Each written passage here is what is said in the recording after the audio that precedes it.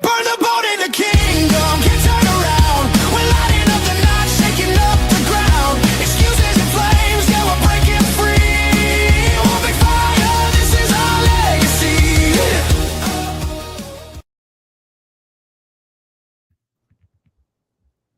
What up? What up? Yeah. I think our technical team finally got us to go live. You know, when they switched all the Facebook group permissions, we could no longer go live in our own group, which makes zero sense to me. I don't understand that update.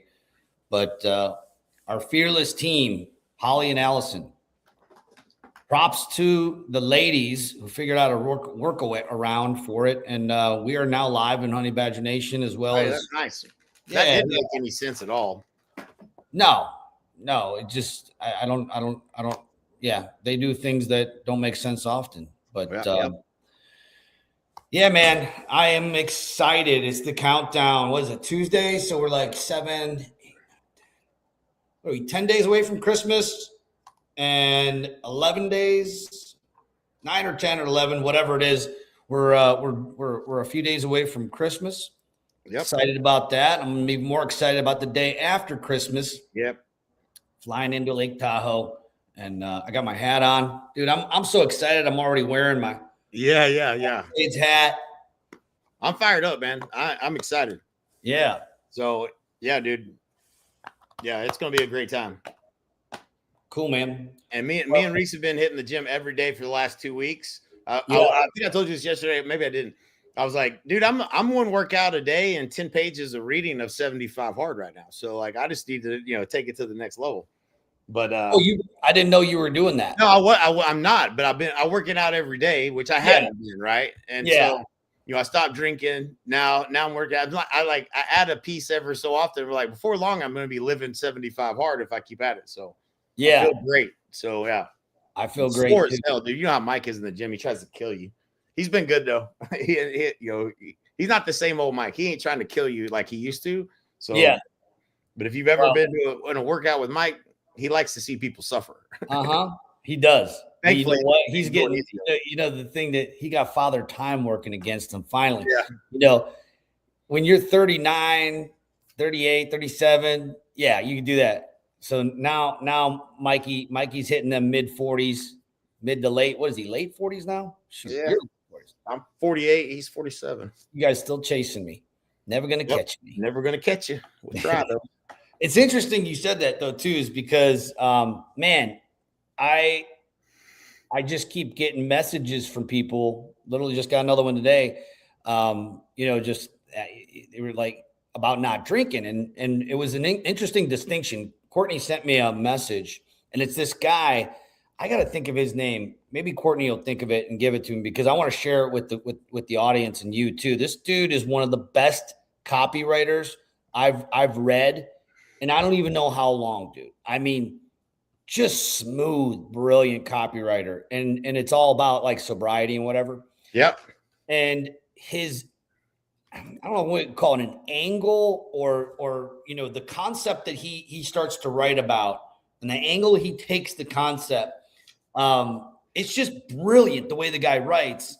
And why I'm saying that is one of the things that he was writing about was the thing that you don't think about, when you're thinking, oh, you know what? I think I'm going to kick drinking. I don't need the booze no more. It's not serving me, whatever your reason is, or maybe you're just raging out of control and you really, really need to quit, right? Like, I think it's better that you don't wait to get that far, but whatever, no judgment here. Quit's a quit. But he said the one thing I didn't see coming was I stopped getting invites from certain groups of people who I used to go out and hang with and rage with, even if it was just like, hey, let's go out and have a couple of drinks here and there. Or, hey, come on over. I'm having some people over to watch the football game in my basement. He stopped getting the same invites from the groups because they knew that he wasn't drinking anymore.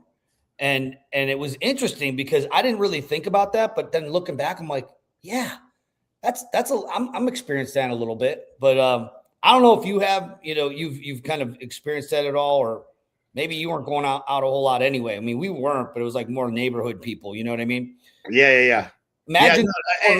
So it's in the first 60 days, the only place that I wanted to have a drink, I know what my triggers are. Like I'm aware of them.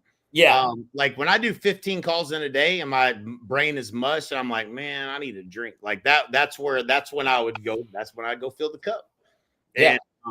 And you just change that habit to something else. But the people that the only place I wanted to drink was at OU Texas, and I think it was more because I had the kids with me. It was crowded as hell and fucking drunks all around me. Like I wanted to just like it was, and then OU's getting beat, so it just wasn't a good. Oh, and at the state fair, like I was like, man, I could drink a cold beer right now. Jeez, I need to calm my nerves. But for which is I feel this is strange. This is crazy to me, and maybe it's not. But like I just quit cold turkey. Yeah, and. I mean, I don't know. I did it too. That's all I did too. Yeah, I don't know. I don't know if that's normal, not normal, healthy, not healthy, but I feel better. I know that. I mean, it's just making the choice. You make the decision. Yeah, definitely.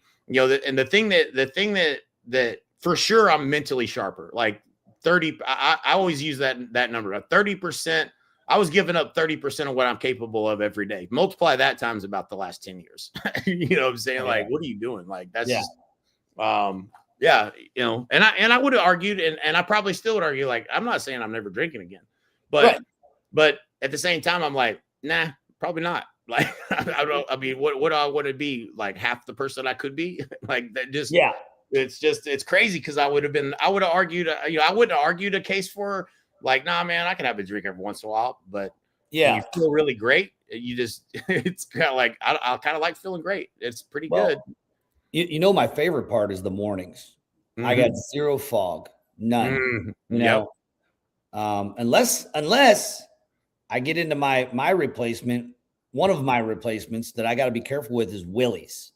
So anybody out there doing the California sober, because that's more my style here. The Cali sober.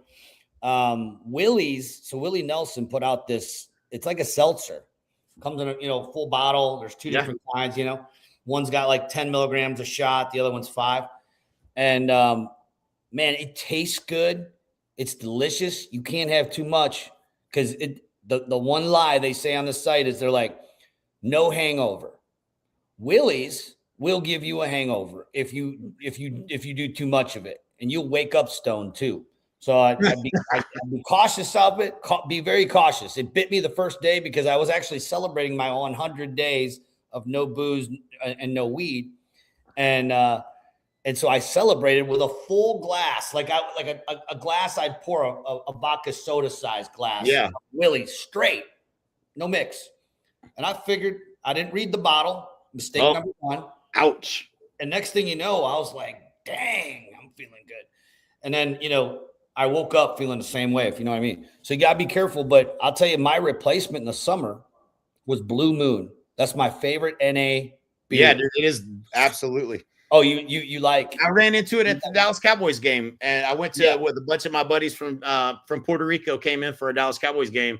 And I was like, do y'all got any? Because I learned it from you when we were at the baseball game. And you asked if that, and you ordered an NA beer or whatever, and I was like, "What's NA? No alcohol, all right." But I don't see it in the grocery stores and whatnot. But I had that Blue Moon.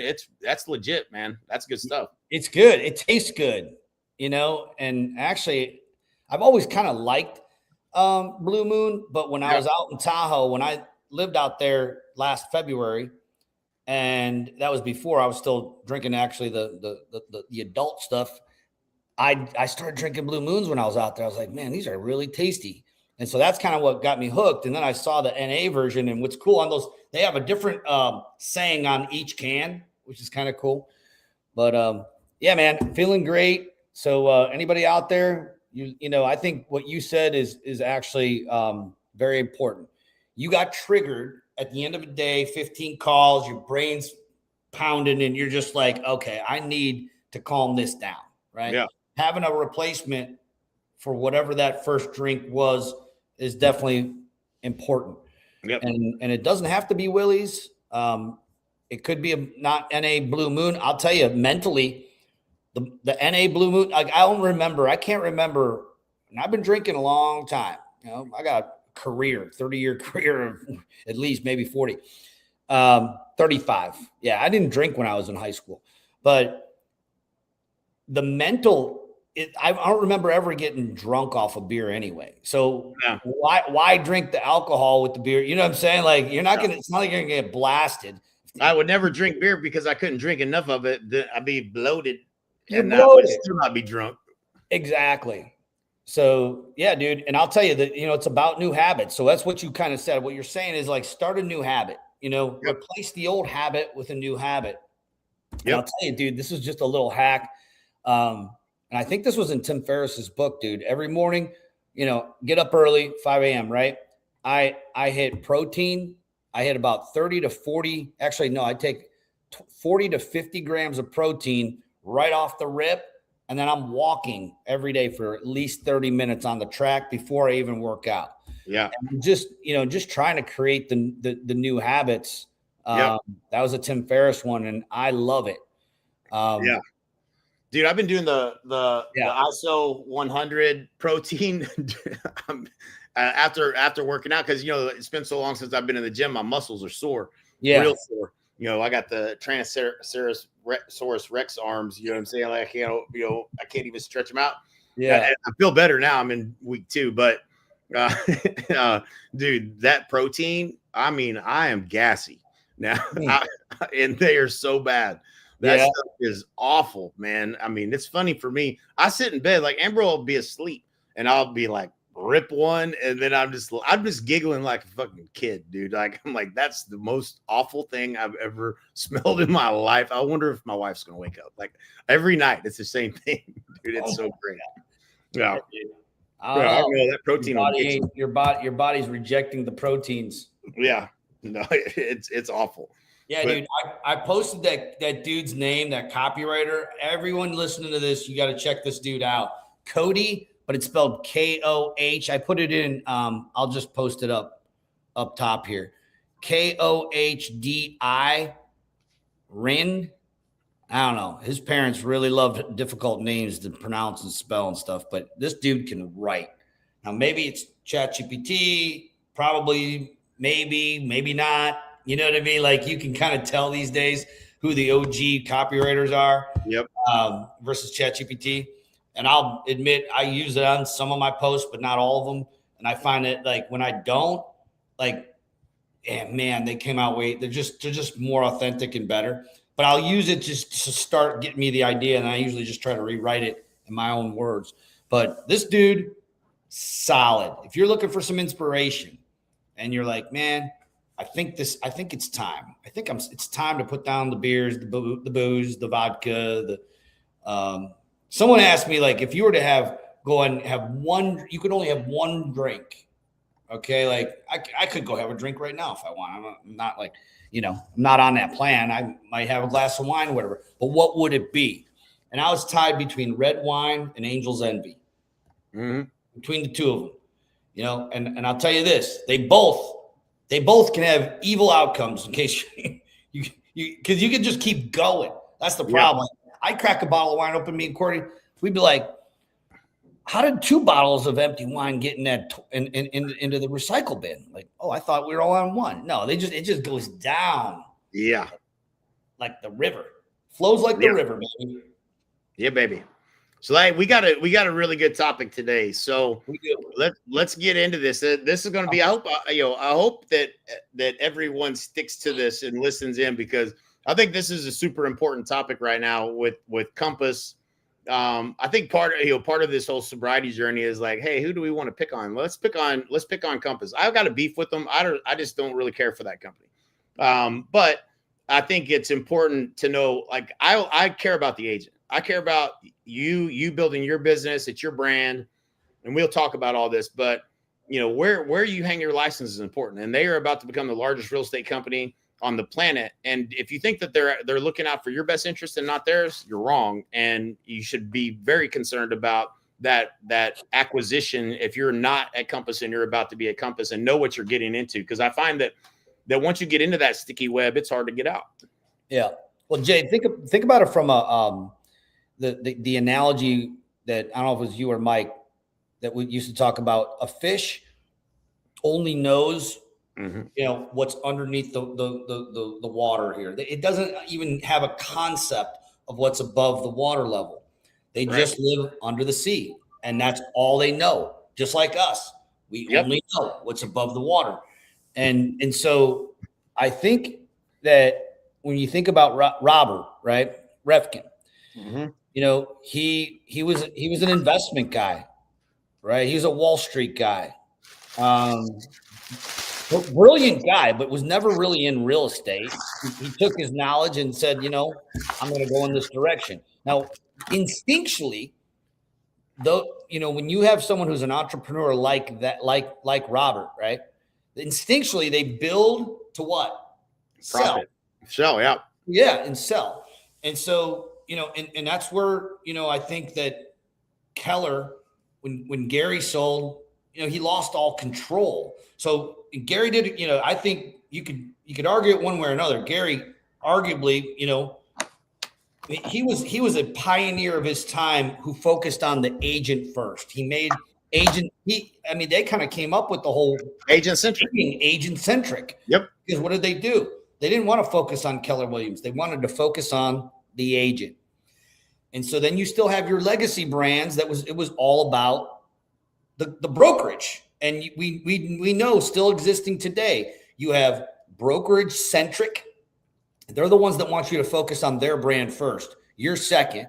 And then you have agent centric. You have your EXPs, your Keller Williams. There's a big difference. And that's pretty much it. I think that's the list. Was that the list? Yeah. Over here, you got Compass, Howard Hand. I would put in that broker centric. Reichert. And what's interesting is the value proposition that the broker centric, these legacy models, and even though Compass is not a legacy model, they just bought a legacy brand. Like, well, they bought like 8 legacy brands. Right. And so, you know, you don't see people posting online anymore. Hey, I just bought a Century 21 franchise. Hey, you know, I haven't seen a post like that, maybe ever. And so, you know, I just, I think there's a big distinction. The fascinating part, though, that I'd like to talk to you about is how does a company, it's like, this is a bad analogy, but it's like, you know, we saw this movement toward EVs. Everyone wanted an EV, you know, and then Ford was like, we're gonna be all EV by 2030. Guess what they did? They flipped around and they're like, whoa, we're losing $40,000 a truck trying to do this per truck. That's what their losses were. They took it on the chin. They're like, let's back it up a bit and go back to what we knew, which is combustible engines, right? Right. So like, my curiosity is like, obviously there's room for both, but when you're an agent and you know that you're building your brand, yet you have a brand over here that wants to kind of trump that. They want to be, they want to be the highlight. They want to be the brand, and you're just an agent for the brand. Then you have the stark opposite.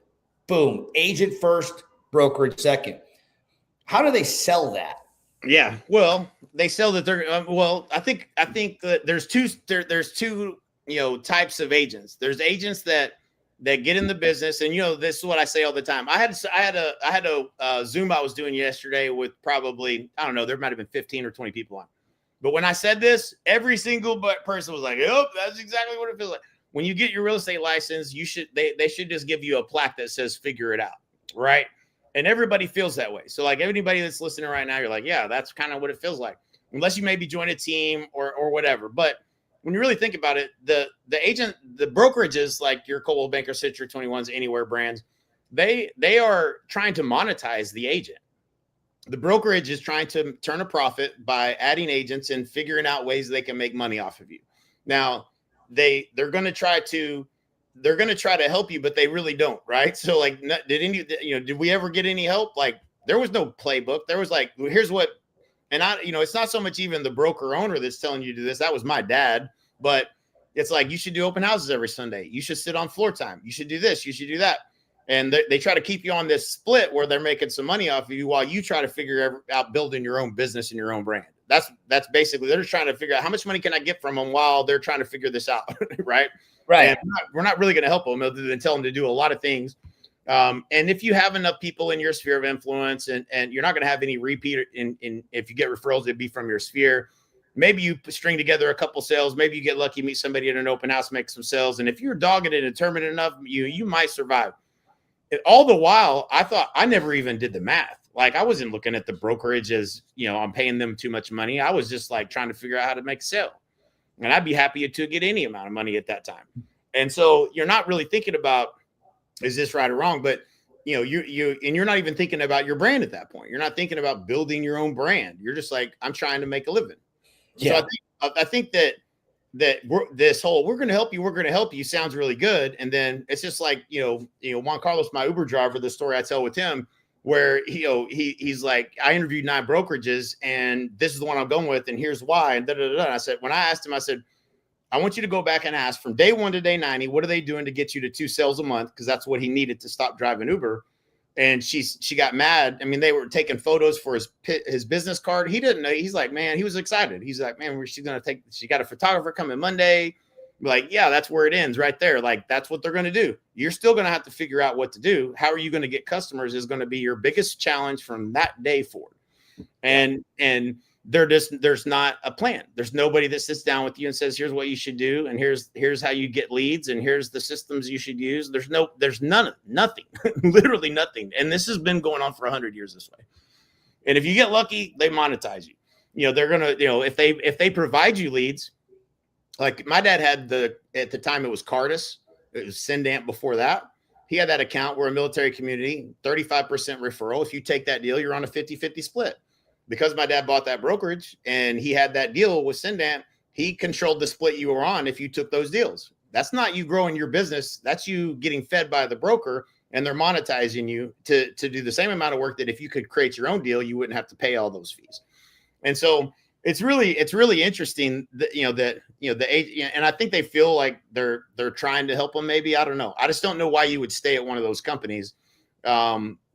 Especially if once you've learned that 90% of your business is going to come from the business you generate yourself, and you're giving up percentages to the brokerage for what? You're the brand. You're the one that found the business. You're the one that's generating the opportunities. And if not, then you're getting compensated considerably less. And so, yeah, it's an interesting industry. But what do you think Compass is up to? And what's their long-term game plan? What are they trying to do? And that's what concerns me the most, is people don't actually have the awareness of what they're getting into. And what's and it's a publicly traded company, guys. You can go read the 10K, go listen to the calls. Their intent is not to help the agent. Their intent is to take from the agent and be the brand. Yeah. And that's clear right on the financial statement. So you look at it, the notes in there describe commissions paid to company agents as the biggest. It's literally the biggest bucket of expense. They call it, when CFO says expense control, what do you think the biggest expense that Compass has that they're paying out? And that expense is to the agent. And what they said is, we're going to be lower. We got to lower our expenses. So if they're going to lower the expenses, how do you do that? Well, it comes down to a split. You're going to start seeing adjustments, or it might be the way they'll do it is probably not going to be a percentage, because that's just too obvious. Yep. It'll be this fee. It'll be this. We got a new tech fee, new transaction fee, whatever it is. But at the end of the day, you can't just create money out of nowhere. They've borrowed up to the neck at this point, so they got to get profitable. How do you do that? Well, you got to create ancillary income. And for that, there has to be financial. We've experienced this too, with EXP. There has to be financial alignment for you to get your ancillary services used. Yep. Said differently, agents have relationships with mortgage brokers, multiple. Like every top agent I know, this is a rough guess, but I bet you it's accurate. 8 to 10 mortgage people that they're actually friends with. They don't give all 8 to 10 of them their business, but they're actually like, they see them at events. They see them here around town. Their kids play on the same football or basketball game together. Like, they know them, right? So there's a relationship. Even with all those relationships, they can only give their business to like 1 or 2 usually, is what I see. Yep. I mean, I see some people trying to like spread it out to 3. Typically, I don't see that. Yeah. So the financial alignment, if it's not there, what Compass is wanting, and let me just read what this says here. They're building their brokerage and integrated services machine, and they need the agents to feed it. Well, yeah. I mean, if you have a brokerage with integrated services, you want them to be using the integrated services, but there has to be alignment. And that's been the miss for many brokerages. I mean, how do you align the best interests of the client, that's the buyer or the seller, with the agent, and everybody's winning with the brokerage and this integrated service that you want, whether it's mortgage they're going to do what Zillow's doing. They're going to try to tell you have to use our mortgage company. You have to use our title. They're going to do everything they can, and Zillow's going to get away with it. Zillow's going to disclose, and they're going to get away with this whole thing that they're doing, and every agent is going to have to start using it, or they're not going to get those leads from Zillow. That's a whole nother discussion. If you're on that tit, we need to get you off of it. But yeah, at the end of the day, this is your client's experience. Your client. You control this is an interesting industry, and this is a point I think a lot of people don't think about. The brand, the reason that none of these brands matter, that tell me what is the, if we went through McDonald's and all these different brands and we said what does it mean to be a brand? The experience is controlled by the brand. In real estate, who controls the experience? The agent. The brand doesn't. The company doesn't get involved with your client, what their experience throughout the whole thing. If you got a better lender to use than what the company's lender is, then you got to do what's best for you and your client. You got to use your best recommendation. And so if you don't, if you're going to they're going to try to force you to do that, then now you're not in control of the client experience, number one, which means when they come back, if they do come back to Compass, that don't mean they necessarily come back to you. You're giving up the lifetime value of a customer, which is the most important thing. Is you control the experience, not the brand. And in real estate, Remax doesn't control the brand, EXP doesn't control the brand, the agent controls the brand. And so I'm not the brand, the customer experience, right? And so since that's the case, they're trying to get in that business for what reason? So that they get the lifetime value of that customer, not you. And that's not the place that you want to be long term. One of my favorite agents just commented on here is Christina Sires. What's up, Christina? Christina, they took on, so she says Compass, I'm assuming she's talking about, they took on the brokerage gains, but also all of their debts. So that has to be paid somehow. Yeah. Those Anywhere brands, and I don't know why I just connected these dots just now, but we both started in an Anywhere brand. You Coldwell Banker, me Century 21. I don't know why I just kind of put those together. It's where we started. And it's really interesting. Yes, they did take on all the debts, and there was a lot of it. And Compass is already sitting on their own pile of debt because that's what it was. It was all debt that the company was built on. So there's a lot of digging to do. To dig in, to get into a positive. That's what I love with the way that Glenn built this, dude. He went and bought an RV, started driving around state to state, old school, man, grassroots effort. Meeting agents, meeting brokers, telling them about the vision, and he didn't start with a bunch of venture capital and debt, which is why we don't have any today. And it's the other reason why we're going to win. And I'll tell you this, and I want to take this in a slightly different direction because we're talking about the consumer experience. I love talking about the consumer experience because you're right. It's not, if you lined up and it was a blind test, okay? And let's just compare us to the cheeseburger industry. It's a blind test, completely blind, right? And you have a Compass agent, Howard Hanna agent, EXP agent, Remax agent, Keller Williams agent. They're all in a lineup. And it's not about the person that you're looking at, but it's about the experience. And you're reading all the different reviews that are online. And you see all these reviews from this brokerage, but they're hiding the brokerage name. You wouldn't be able to pick them out. It'd be a guess because you could have a great agent over here at this brand, and this big brand that you thought was all great, the people could have the worst experience ever because the brand doesn't. Now flip that. The difference is if you line me up in a blind taste test and you had McDonald's versus a Five Guys cheeseburger, right? Or many others, I'd be able to tell the difference in a blind taste test because that company controls the experience. Even Chick-fil-A, how you go through the line, that experience, what they say, what they don't say, how you're treated, how you're handed your food. All this is a system. And in the real estate industry, it just doesn't exist. It's all on the agent's shoulders. So what is going to be, dude? This is the future. And we talked about this about 4 months ago. And I know you're going to love it. So I'm going to open up the can of worms. You ready? Yep. I'm ready. AI. He or she who has the strongest AI built in is going to be the stickiest. They're going to have the less attrition, and they're going to end up having the closest thing to some kind of a consistent consumer experiences that we're going to see ever in the industry. Yep. Ever. And I think it's going to be exciting to see 5 years from now having this conversation, if we can start to see, because of AI, the distinctions between the brands. Yep. I don't know. Right now, as of right now, let me just punctuate your point right now. But dude, let me punctuate your point. Okay, to the consumer, not to the agent. What does RE/MAX stand for? What does Coldwell Banker stand for?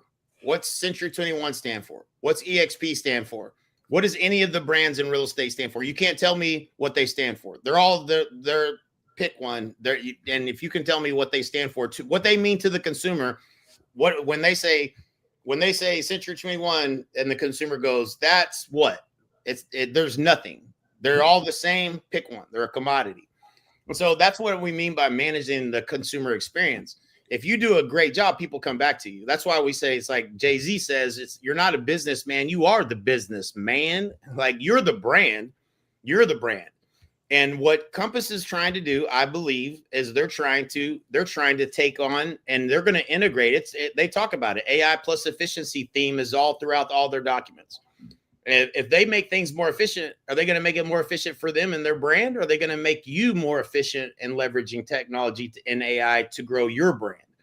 And 5 years from now, if we're on a path at EXP and we're helping agents build their brand, and you leverage AI to create a better consumer experience for you and your brand, what does that look like 5 years from now? And then what does it look like 5 years at a Compass or a company that's not agent centric? It's two completely different paths. One, you're helping build someone else's brand and you're diminishing your brand. And the other is you become the go-to agent in a marketplace because of the experience you create. And either companies are going to, when you look at EXP, we're enabling agents to leverage AI to grow their business and their brand versus trying to control and be the brand. That's a huge distinction. And I think if you look 5 years down the road from now, what happens in the commercial space is the same thing in commercial. It's a different animal. But when you look at, if they decide that they want to, this is actually in the 10K from a few years back in Compass. When they did their earnings call, they announced that their strategy to become profitable was to take more from the agents. They actually talk about it. I'm like, do the agents not see this stuff? Like, they're literally going to increase the amount they take from agents. They're going to reduce that cost. That was their part of their business model for how they were going to turn a profit. It didn't actually, I don't think, work in terms of being more profitable, but they did try to take more from agents. That's the only way they can become profitable and answer to these investors. And so, it's a scary thought. If you're the agent, if the only way that they can become more profitable is by taking from you, what do you think happens when the phone rings because it's Compass? And they called Compass instead of calling you because they thought of you. If they were successful, which I think is a stretch. But if they were successful at getting the phone to ring and someone calling Compass, do you think they're going to continue to pay you 80%, 90%? Or do you think they're going to pay you less? Not if that phone rings to Compass. That deal is going to be just like it is anywhere else. It's going to be a 50-50 split, or they're going to take more from you. And I think that's the dangerous thing about being behind a model like that. I wouldn't want to be a part of it. No way, no how. Yeah. What's up, Josh Strong, big dog? Who we got on there? Hey, Josh, what's up, man? Oh, here we go. Put him up there. He's playing a Wall Street game. Grow at any cost, whether it's multiple revenue or promises. Truth, my friend. Truth. Anywhere hadn't made money in I don't know how long. Like, that company, have they ever made money? I don't even know if they ever have. Well, what this got me thinking right now, and I'd love your opinion on this, is that every brokerage, I don't care if it's Compass, EXP, Keller Williams, the whole reason that they put a suite of services together is for retention, because it's for both. It's for attraction and attention. Using it, hey, he who has the most tools to help an agent win should be increasing the number of agents that they bring into the brokerage. And if they're actually good, they'll keep them if they're going to use them. And we know this, if there's one thing true, I don't care what brand it is, you're not going to get a lot of adaptation to most of the technology and things that brokerages offer agents. What do? They go out and get it on their own. AI is no different, dude, because when you think about how a transaction, it has to be turned into the broker. They have to take it through their process of checks and balances, of which AI is already starting to take that over with EXP. Every brokerage that's worth their weight, they're going to, all of that processing is going to be AI driven, which is also going to be meaning cost savings, right? But once you start to do that, there's no stopping, because after you get a little taste of that, you're like, man, my P&L is looking bigger or better and better. The next step is, what else can we do with this AI? It's checking all of our files better than any human can check them. Our compliance is on point, right? Like it's really keeping them squeaky clean, because there's no human error. The AI never calls off sick. It never needs a vacation. It'll work 24/7. The efficiencies are just, I mean, I don't want to use the word infinite, but almost infinite. I mean, but my question is, then where does it go? So it goes from the transaction processing part of it to the lifetime. It's not going to be that difficult to collect all the data from every single client. And now we're talking about the lifetime value of a client. Now, the agent should be taking care of that lifetime value of that client on their own and getting another 6, 7, 8, 9 deals over the next 10 years out of that one client if they're doing a great job with their follow-up and doing past client. I shouldn't say past client. Jared James would be mad. Client appreciation parties, okay?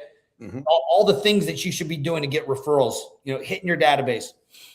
But now in AI and the brokerage is going to have the best brokerages are going to have the best AI tools available. And if you're not going to do it, guess what? The brokerage is going to be doing it. And this whole argument that we've been making for years, which has been true, by the way, is that a great seller, you did a great job for a seller, they're not calling you back. They're not calling the agent. They're not calling Century 21 back. They're not calling Caldwell Banker back or Remax or even EXP. They're calling Jay Kinder, because Jay Kinder listed and sold my house. If you're bad at follow-up and you don't have your systems in place, they will be calling that brokerage back. And I see that's the direction where AI over the next 5 years you watch, because why wouldn't they? Because you think about the return, like how many agents are actually following up with their clients that they've sold or bought or helped buy or sell a house. It's minimal at best. Right. Even when they do a really good job, the surveys that when they surveyed sellers and buyers out there, like, yeah, my agent barely stayed in touch with me and I liked them and everything, but I didn't even know how to really get a hold of them or anything like that. I thought they may have fallen off and gotten out of the business, so they called somebody else. Right. That's now. But if you make that client a raving fan, that first transaction represents 4% of the lifetime value of that business. One referral a year, buying business every 3 years over the next 20 years, or every 7 years over the next 20 years. The amount of value from that person being a raving fan, we track all that.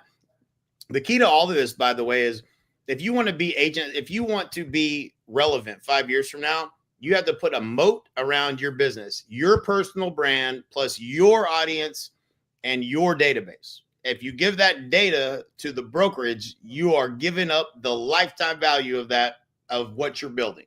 You're taking money on the front end and you're not getting anything in the long term. That's what you have to be focused on. If you want to be around in the next 10 years for sure. Well, they're going to have, we kind of have to give up the data to the broker, Well, I mean, but you should own your database. You should own your communication to the client. They can have the transaction details of all that, but you don't want to put everything in the database that you don't own that you can't take with you. Like now you're stuck. Yeah. You know, it's an interesting discussion. You mentioned the database. I was literally just having a conversation with one of my sons, who really, you know, my sons are just breaking into the industry right now, so they don't understand. Like the story I told them was about Commissions Inc. You know, and how that started. In fact, I was just talking to Allison, my sister, about it this morning on our huddle. And we're kind of talking about attractsellers.com, our seller tool, and how many iterations they're doing and iterations and perfecting it. And she's like, wow, you know, Joe's doing a really good job, but, you know, they're always changing things. I'm like, that's called iteration. And that's exactly what Dwayne Legate did. What did he do? He listened to he did what every broker does not do. Is Dwayne listened to the users. And when they said, hey, we would be great as if you built this. And in less than 3, 4, 5 days, it was built. Then he's like, well, he'd come to the calls and be like, what else you want me to build? Right. Like literally built it and listened to the users. And what did end up happening? Probably something that will never happen again. $250 million it sold for. And do you even hear about Commissions Inc. anymore? Like, they sold it to Fidelity, and Fidelity killed it. Right. I mean, yeah. That was a great leader. You know, Well, Dwayne Legate was a great leader. Right. But here's my point. He listened to the agent. He wasn't trying to just monetize the agent. Right. But my point is this. I don't care. Keller, you know, they claimed that they were not in the real estate business. They're a tech company. That was probably 8 years ago, right around that same time. How'd that work out? They wanted everyone to use the CRM and this and that. The truth is, agents are independent contractors, and they get into this business not to be an employee. They get into this business to be an entrepreneur, a creator, and try and tell somebody that they got to use this or they should use this because this is what the broker is. It ain't going to work. It'll work for some, but it's not sticking. So you have everybody going out and getting a Commissions Inc. Before Commissions Inc., it was, you had Tiger Leads, you had Boomtown. Boomtown sold. I don't hear so much about Boomtown anymore. Dude, it was literally like the main topic of every real estate conversation was all about the CRM. Well, why has that changed? We're not hearing that anymore. We're on to talking about different topics, okay? And obviously it's being flooded with a lot of litigation and all the other, bullshit that we're seeing that's a distraction from really growing our real estate business. But the CRM has really gotten commoditized. We figured it out. I don't care if it was Commissions Inc. or if it was Tiger Leads or if it was Boomtown or Top Producer. Top Producer. I bought it 3 times. I might have I literally bought it and canceled it 3 times. I knew that it could help me grow my business, but it was giving me a brain rot trying to figure out how to use it. So my point is like that value proposition is no longer a strong value proposition. No. You got a great CRM. It's a universal CRM. It's universal to who? Because Jay grows his business different than Al, than Julie, than Renee. We have different needs in the way we want to grow our business. You can't expect all these round and different opaque shaped pegs to fit into a perfectly square hole. It doesn't work in the real estate business. Dude, interesting point. When you think back, when we bought Tiger Leads, Boomtown, Sync, all those platforms, you know why we bought them? Because they did the lead gen for us. The CRM, they got better, progressively better, automations, now behavioral alerts, but they're all now plus or minus 10% of each other. Right. Now, if you don't know what text should go out when, that's going to elicit a response based on a certain behavior, you got to figure that piece out yourself, unfortunately, unless you partner with us, which we do it for you. Yeah. We know because we send out millions and millions of text messages and emails, what to say and what not to say that's going to get a response so you can actually talk to someone, because the whole game of real estate is you can increase the number of people that you have a conversation with, of people that want to buy and sell and are open to doing business with you. That's everything we do. You do an open house, that's what you're trying to do. You generate leads, that's what you're trying to do. So everything should lead to, am I increasing my conversations per day with people that want to buy and sell? But we bought that because they did the lead gen. They did the Google pay-per-click back then for us. That now in lieu of, and so agents, most agents, again, I think this is unique to what we had to learn because we got into a business that wasn't real estate.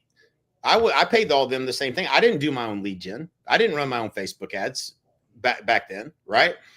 Back then you probably didn't have Facebook. It was all Google. But I never learned. I didn't have to learn this skill because there were so many services that could provide me leads. Well, everyone that's in real estate that doesn't know how to generate their own leads are no longer in control. So the CRMs, you can generate leads, but that stuff's not converting because they're not creative in their marketing. Just a random search for homes is not a real lead. We all know that, but that stuff doesn't work. You can't scale the buy side of your business with that as the main thing which is what we did. We scaled the buy side of the business because back then it worked a lot better anyways. And that type of lead is getting more and more expensive. So the cost to acquire a customer has gone up, but unless you've learned the skill of marketing and how to generate a lead at $3 to $5 cost per lead, you're paying Zillow 41%, referral fees. You're paying this company, anybody that's contacting you, trying to sell you something. They're trying to monetize you because you don't have the skill of how to do it on your own. That's what it is. Then the whole industry is built upon that. Like, we'll show you how to do leads. I had somebody call me yesterday. This bullshit company I used to be in business with pisses me off. They still use my name as if I'm part of it and try to pretend like I'm part of it. I haven't done business with them in 10 years. And somebody messaged me and said, "Hey, are you a part of this company?" I said, "Nope." And they said, "I didn't think so, but they were throwing your name around." I said, "Yeah, they tend to do that. I think it's part of their sales process is just to basically lie." And they want $3,900 up front, and they want and then a referral fee on every deal after that. But they give you that money that you put up front back on that first closing. It's a terrible deal. All they're doing is the same things that we know how to do in marketing, and they're taking 35% because you haven't learned how to do what they know how to do, and that is until you make the switch to how to turn a stranger into a customer, and you keep paying all these portals and all these you are at risk of going out of business, and that you're never going to have predictable and consistent business with just repeat and referral. If you met someone in the grocery store last week because you're a great networker, go back to that same grocery store this week and see if you can do it again. I'll bet you $100 you can't. It doesn't duplicate. It doesn't scale. It's not predictable. It's not consistent. You have to learn how to turn strangers into a customer, and that means you need to have the skill of marketing. And that's what we fortunately learned by starting a company that sold stuff to real estate agents. Is like there ain't no Zillows and Syncs and Boomtowns for how to get in front of agents. We had to learn how to do marketing, and that applied to real estate works even better because no one's doing it.